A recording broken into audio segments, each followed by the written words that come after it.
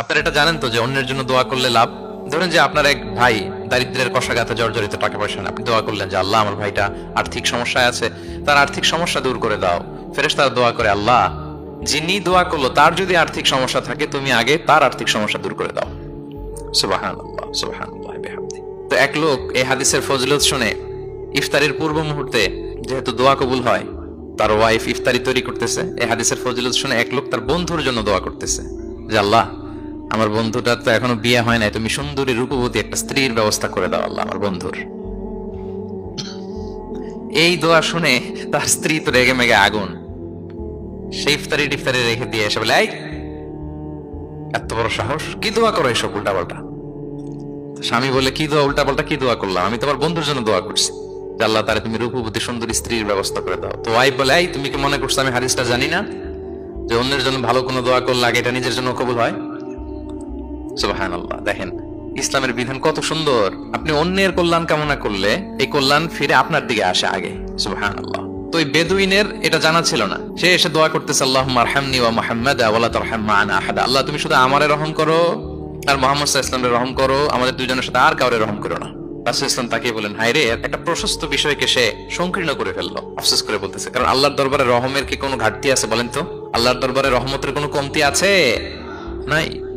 সাথে সবাইকে ইনক্লুড করতে পারতো। আচ্ছা গেল, দোয়া শেষে এবার সে মসজিদে নববীর মাঝখানে বসে পেশাব করা আরম্ভ করছে। এবার তো সাহাবারা রেগে মেগে আগুন, কি এত বড় সাহস, মসজিদে নববীর মাঝখানে পেশাব। সবাই উদ্ধত হচ্ছে, তাকে মারতে যাবে। রাসূল ইসলাম সবাইকে সামলালেন, থামালেন, বললেন, রাখো রাখো রাখো, ছাড়ো, আগে সারতে দাও। কারণ কেউ যখন ওয়াশরুম সারে মাঝখানে তাকে ডিস্টার্ব করা যায় না, এটা তার ক্ষতি হবে।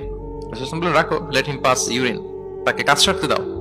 সে কাজ সারলো। এবার রাসূল ইসলাম বললেন, ও হারিকু আলা বাউলিহি সাজলান মিন মা, তার পেশাবের উপর এক বালতি পানি ঢেলে দাও, দিয়ে ফেললো। এবার রাসূল ইসলাম বললেন, ইন্নামা বুইসতুম মুয়াসসিরিন ওয়া লাম তুবআসু মুআসসিরিন। হে সাহাবারা, মনে রাখো তোমরা সহজপন্থী হিসেবে প্রেরিত হয়েছে, তোমরা কট্টরপন্থী হয়ে পৃথিবীতে প্রেরিত হও নাই। সুবহানাল্লাহ।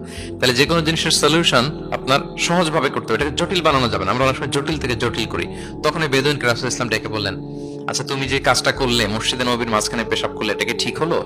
তুমি কি জানো এটা আল্লাহর ঘর, এটা আমাদের মদিনার কমিউনিটির ইবাদতগাহ, এখানে আমরা আল্লাহর ইবাদত করি, আল্লাহর জিকির করি, আল্লাহর কিতাব তেলাওয়াত করি, এটা কি তোমার ঠিক হলো?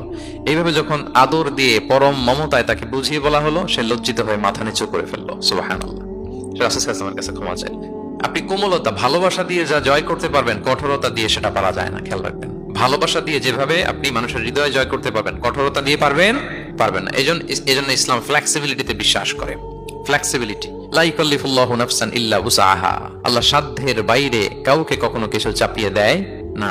এজন্য ইসলামকে সহজ করে উপস্থাপন করতে বলেছেন তিনি।